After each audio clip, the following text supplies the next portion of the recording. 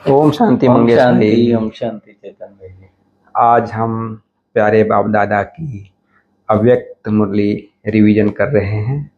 आज रविवार है, 11 अगस्त 2024। रिवीजन की जो मुरली चली थी 4 फरवरी 2001।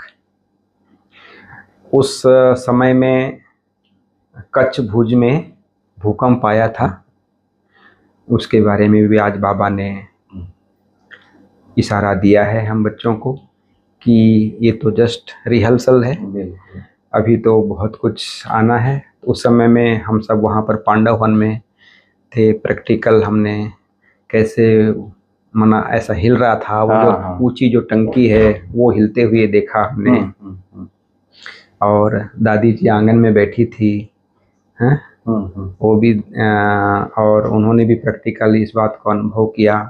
और मधुबन महायज्ञ से एक तो सकाश की भी सेवा हुई, योग बल की भी सेवा हुई, और यहाँ से कई प्रकार की स्थूल साधन भी यहाँ से गए, गाड़ियाँ भी गई, कपड़े भी गए, आर्थिक व्यवस्था भी गई, सब मतलब यहाँ दादी जी ने यहाँ के कुछ भाई लोग भी गए, ट्रक भर के सब सामान लेकर भी गए, कंबल आदि। तो बाबा उस समय में मुरली उस अनुसार चला रहे थे कि समय प्रमाण स्वराज अधिकारी सर्व मना। जब हमारी तीव्र गति का पुरुषार्थ जब होगा तभी हम अपने आप में किसी को तब दे सकेंगे जब हमारे पास स्टॉक है। बिल्कुल। यदि हमारे पास समझो आर्थिक रूप से या कोई चीज़ ऐसा है नहीं और हम चाहें दूसरों को देना, तो कैसे दे सकेंगे? नहीं। तो ऐसे ही आज बाबा ने कहा है कि हमारे में सर्व शक्तियों का स्टॉक, सर्व गुणों का स्टॉक, हमारे संकल्प जो पावरफुल होने चाहिए उसका स्टॉक, सम्मान का स्टॉक, ज्ञान का स्टॉक, प्रेम का स्टॉक, स्नेह का स्टॉक, इतनी भरपूरता हमारे में हो कि जिस आत्मा को जिस चीज़ की जब आवश्यकता हो तब मिल जाए। जब आवश्यकता है तब मिले। जैसे बाबा ने उदाहरण भी दिया था, भाई किसी को पानी प्यास लगी है और हम उसको उस समय में 36 प्रकार का भोजन दे रहे हैं, तो वो आत्मा तृप्त होगी, है ना? किसी आत्मा को शांति चाहिए, है ना, और उसको हम ज्ञान सुनाए जा रहे हैं, है ना, उसको शांति का, स्नेह का, प्यार का अंजलि चाहिए। तो उस समय में, तो जिस समय में जिस चीज़ की आवश्यकता है, जैसे बाबा ने उदाहरण भी दिया कि भाई कोई ऐसी आपदा आ जाती है और कोई मशीनरी की जरूरत पड़ती है और वो विदेश में है ना, तो आने में जो टाइम लगेगा तब तक तो वो हादसा हो जाएगा या फिर काफी नुकसान बढ़ जाएगा। तो ऐसे ही बाबा कहते हैं कि जब जिस चीज़ की आवश्यकता हो वो स्टॉक, उसके लिए बाबा ने स्वराज अधिकारी बाबा ने बताया कि हमारे मन बुद्धि संस्कार ये तो ही हमारे, जैसे हमारी स्थूल कर्म इंद्रियाँ हमारे आर्डर पर चलती हैं, ऐसे हमारी सूक्ष्म कर्म इंद्रियाँ भी हमारे आर्डर पर चलें। हम जब चाहें मन को जहाँ चाहें लगा लें, जब स्टॉप कहें तो स्टॉप हो जाए, जब हमारे जिस संकल्प या जिस कार्य को करना है वो संकल्प ही चले, दूसरे संकल्प ना चलें, व्यर्थ और नेगेटिव ना हो, पॉजिटिव हो, समर्थ हो। ये बाबा का कहने का मतलब ये है कि आज मुरली बाबा हम बच्चों को ये सिखा रहे हैं कि अभी समय की बहुत नाजुकता आती जाएगी।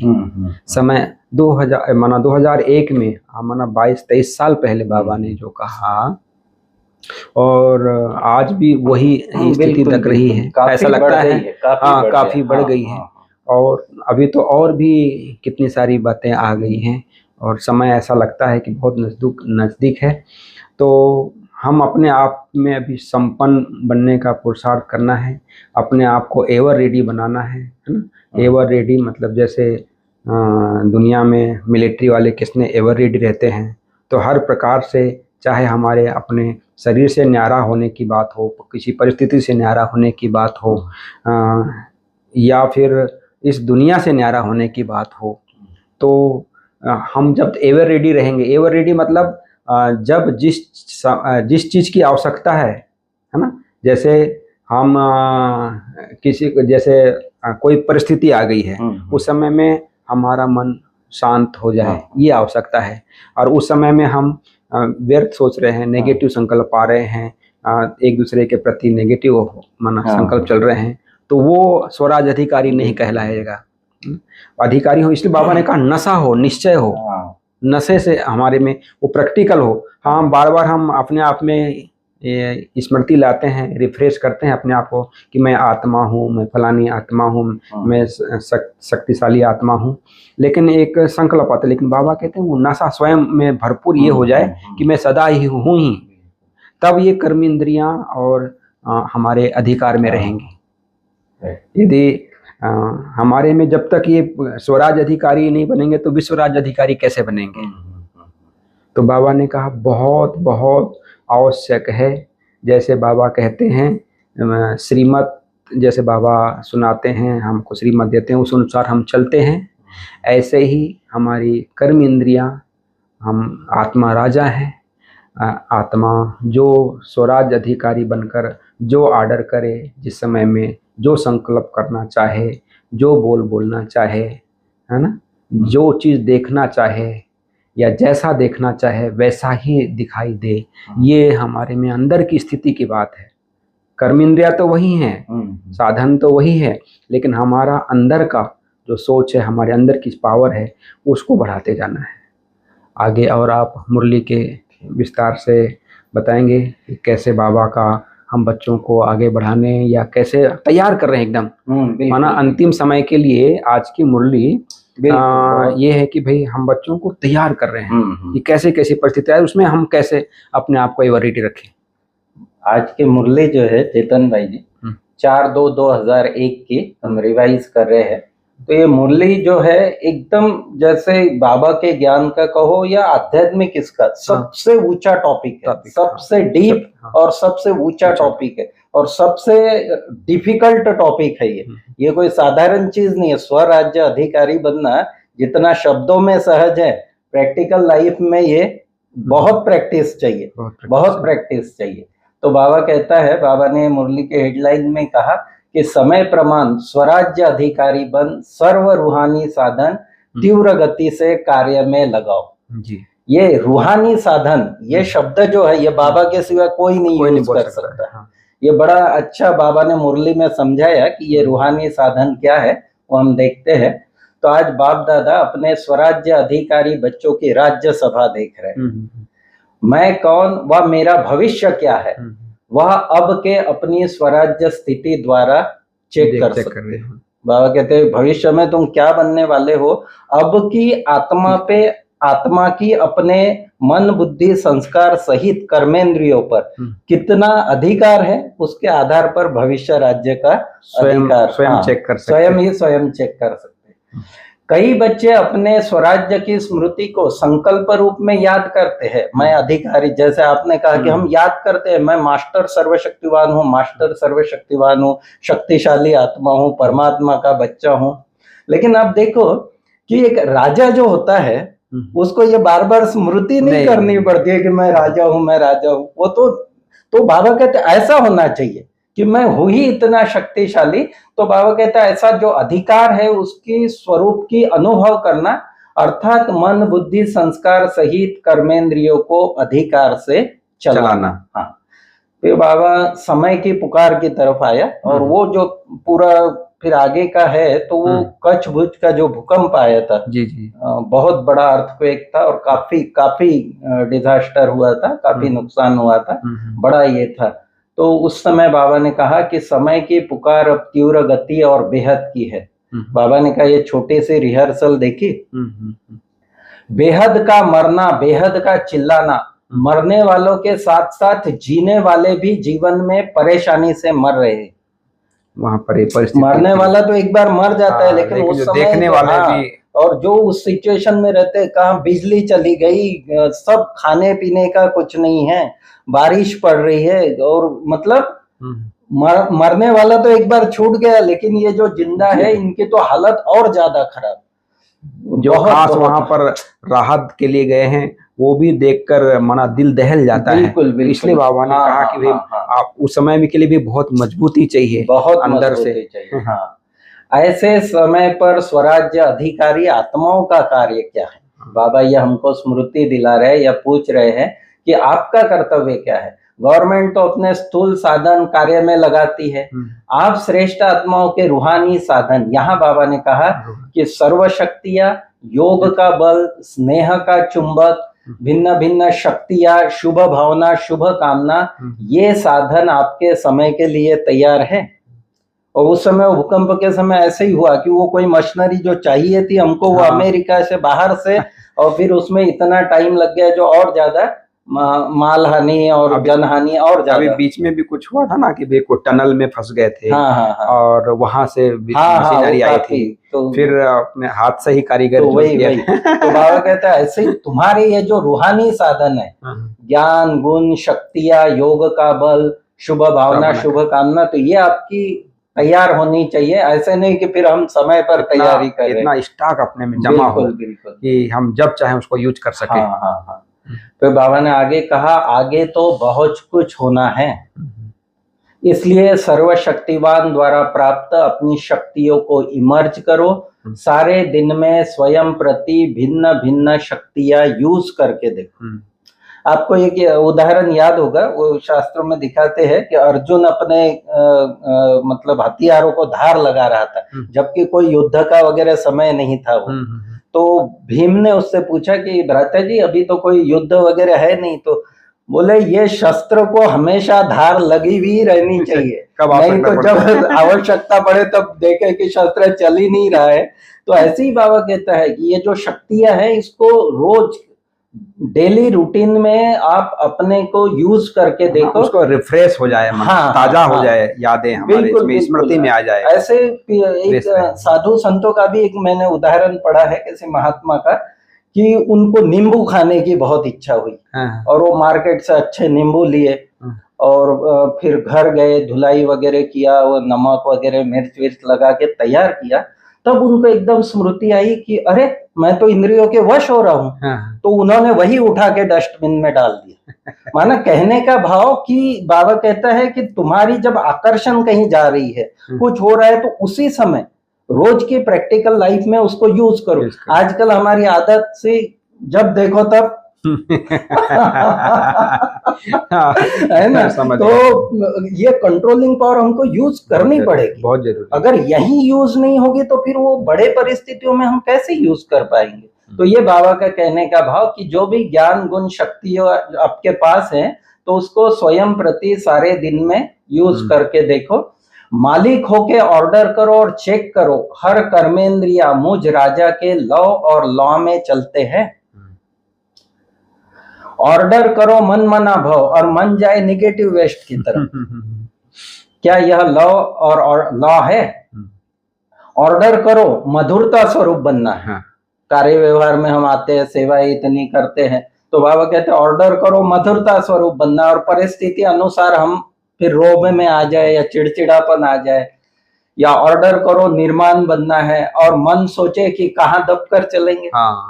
ऐसा होता है डिपार्टमेंट में भी, हम ही क्यों दब कर, बहुत विस्तार है तो क्यों मुझे ही क्यों दबना है, मुझे ही मरना है क्या, मुझे ही झुकना है क्या, मुझे ही बदलना है क्या। क्या यह लव एंड लॉ है? बाबा कहते जो आपने मन को ऑर्डर दिया ऐसे करना है, तो मन बुद्धि ने, कर्मेंद्रियों ने वैसा करना चाहिए।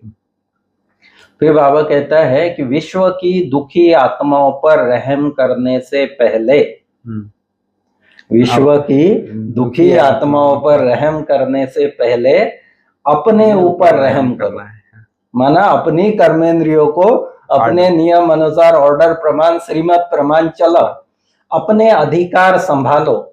आगे चल आपको विश्व को सकाश देने का, वाइब्रेशन देने का, मनसा द्वारा वायुमंडल बनाने का बहुत कार्य करना है। अभी समय प्रमाण, तीव्र गति और बेहद सेवा की आवश्यकता है। निरंतर स्मृति स्वरूप रहे, मैं आत्मा मालिक इन कर्मेंद्रियों से करा रही हूँ, मैं मालिक हूं, यह नशा रहे तो सब कर्मेंद्रिया जी हजूर स्वतः करेगी। ये बाबा ने खास पॉइंट दिया उसमें कि मालिक हूं, ये नशा स्मृति में। हाँ, तो बाबा ने कहा कि सब कर्मेंद्रिया अपने आप ही जी हजूर जी हाजिर करेगी। एक धक से सब कर्मेंद्रिया मन बुद्धि संस्कार जो आप चाहते हो वही करेगी, सिर्फ मालिकपन लाओ। जैसे बताया, राजा को अपना मालिकपन हमेशा ही उसके सबकॉन्शियस लेवल पर वो चला गया है कि राजा हूँ, मालिक हूँ। तो ऐसे ही बाबा कहते हैं, तो आप आत्मा की ये जो आपकी कंप्लेंट रहती है कि मन इधर उधर भागता है या संस्कार बदलते नहीं है, तो बाबा कहते हैं सब हो जाएगा, सिर्फ एक ही बात है, मालिकपन लाओ। औरों के सेवा की बहुत बहुत बहुत बहुत 4 बार बाबा ने ये कहा कि क्योंकि समय बाबा तो इतना आगे का समय देख रहा, वो तो हमारे लिए तो उस समय के वो एक बाबा इसलिए कहते हैं कि औरों की, क्योंकि अब उस समय में जब दूसरों की सेवा की आवश्यकता है और हम अपने आप को मैनेज करने में लगे बिल्कुल हम अपने आप को तैयार करने में लगे रहे, हम अपने आप में ही शक्तियां भरने में लगे रहे, तो दूसरों को कब दे पाएंगे। बिल्कुल वही, इसीलिए बाबा कहते हैं कि रोज चाहिए। समय बहुत बहुत नाजुक आना है, ऐसे समय पर आप फरिश्ता बन चारों ओर चक्कर लगाते शांति खुशी शक्ति संतुष्टता देंगे और वह अनुभव करेंगे। बाबा ने कहा कि जैसे स्थूल में पानी दिया, भोजन दिया, साधन दिए तो वो लोग अनुभव कर, तो ऐसे ही बाबा कहते हैं कि वो समय आएगा जब आप फरिश्तों द्वारा लोगों को अनुभव होगा कि हाँ कोई लाइट के फरिश्ते आए, हमको शांति दिया। और आज भी होता है, हमने दादियों के अनुभव सुने हैं या दादियों का देखा है प्रैक्टिकल में कि आत्माओं को ऐसे अनुभव होता है कि भाई कोई लाइट का रूप में आया और हमको स्थूल साधनों की तो लिमिटेशंस होती है। साधन जब आवे जब लगे या उस तक पहुंचे, और ये वाइब्रेशंस हैं या जो शक्तियां हैं या सूक्ष्म रूहानी जो वायुमंडल जो बनाते हैं हम योग के द्वारा, तो वो जो है वह उस आत्मा तक पहुंचती है, उस आत्मा की सहन शक्ति को बढ़ाती है, कैपेसिटी को बढ़ाती है, धैर्यता को बढ़ा देती है। और तो समय में उस चीज की बहुत आवश्यकता होती है। बिल्कुल। और बहुत इंपॉर्टेंट बात बाबा ने ये कही कि ये साधन तो बहुत सारे मिल भी जाएंगे देश विदेश से, इतना सा, लेकिन आत्माओं में जो भय चला गया, आत्माएं जो एकदम निर्बल हो गई ना, उनको संभालना बहुत मुश्किल है। और वो कार्य सिर्फ रूहानी से नहीं कर सकती है, बाबा के बच्चे ही कर सकते हैं। तो बाबा कहता है कि तब जब उनको हम ये सुख शांति का वाइब्रेशन देंगे, तब उनके दिल से निकलेगा कि शक्तियां आ गई और शक्तियों द्वारा ही सर्वशक्तिमान परमात्मा प्रत्यक्ष हो जाएगा। बाबा ने फिर दोहराया कि तख्त से नहीं उतरो, अधिकार छोड़ो नहीं, अधिकार हर समय चलाओ स्व पर, दूसरों पर अधिकार की बात नहीं करता बाबा, स्व पर अधिकार, स्व के तख्त पर आत्मा अपने भ्रुकुटी के तख्त पर, अकाल तख्त पर विराजमान है और मन बुद्धि सहित कर्मेंद्रियों को चला रही है। कोई भी परिस्थिति में निर्भय बनो, भय सबसे बड़ा भूत है, भय का भूत मुश्किल निकलता है। और ये तो हमने देखा कोरोना के उसके बाद, देखो कोरोना जैसी बड़ी बड़ी परिस्थितियां आ गई, तो एक लोगों के जहन में भय जैसे हो गए, कई तो परिस्थिति से कम भय से ज्यादा शरीर छोड़ दिया। राइट। कोरोना में यही हुआ, भय से ज्यादा डेथ हुई है। हाँ, निर्भय बनने का सहज साधन है साफ दिल सच्ची दिल, बाबा के प्रति, परमात्मा के प्रति साफ और सच्ची दिल। फिर बाबा ने 1 सेकंड अभ्यास कराया कि बाबा ने कहा सारे विश्व को सकाश फैलाओ, शांति के, सुख के, शक्ति के वाइब्रेशन दो। बाबा ने उस भुज वाली भूमि को भी इमर्ज करके सब कराया था। सभी दिल से गीत गाते हैं मेरा बाबा, जानकी दादी से बाबा बात कर रहे हैं। तो बाबा ने कहा कि भगवान को भी बांध लिया है ना। बांधने वाले ने तरीका बताया कि ऐसे बांधो तो बंधा जाऊंगा, और उसका तरीका है वही सच्चे दिल पर साहेब राजी। तो फिर बाबा ने कहा ना कि बंधने वाला बड़ा या बंधवाने वाला बड़ा। बांधने वाले आप हो गए, कितना आगे बढ़ाते हैं। फिर बाबा ने वरदान में कहा कि स्वयं को निमित्त समझ, व्यर्थ संकल्प व व्यर्थ वृत्ति से मुक्त रहने वाले विश्व कल्याणकारी भव। विश्व कल्याणकारी वही बन सकेगा जो व्यर्थ से मुक्त होगा। जो लगभग समझिए कि आज की मुरली का जो सार ही है इस प्रकार का, कि तभी हम बन। स्लोगन है, अज्ञान की शक्ति क्रोध और ज्ञान की शक्ति शांति है। दुनिया में तो ये समझते हैं कि माना हम क्रोध कर रहे हैं तो शक्तिशाली हाँ, है, रोब कर रहे हैं लेकिन तो शक्तिशाली। एकदम उल्टा है। हाँ। यदि जिसमें ज्ञान की है या बल जिसमें नहीं है, कमजोर है, वही क्रोध करता है, और जो ज्ञानी आत्मा है वो सदा शांत रहेगा। ये थी प्यारे बाप दादा आज की मुरली। ओम शांति। ओम शांति।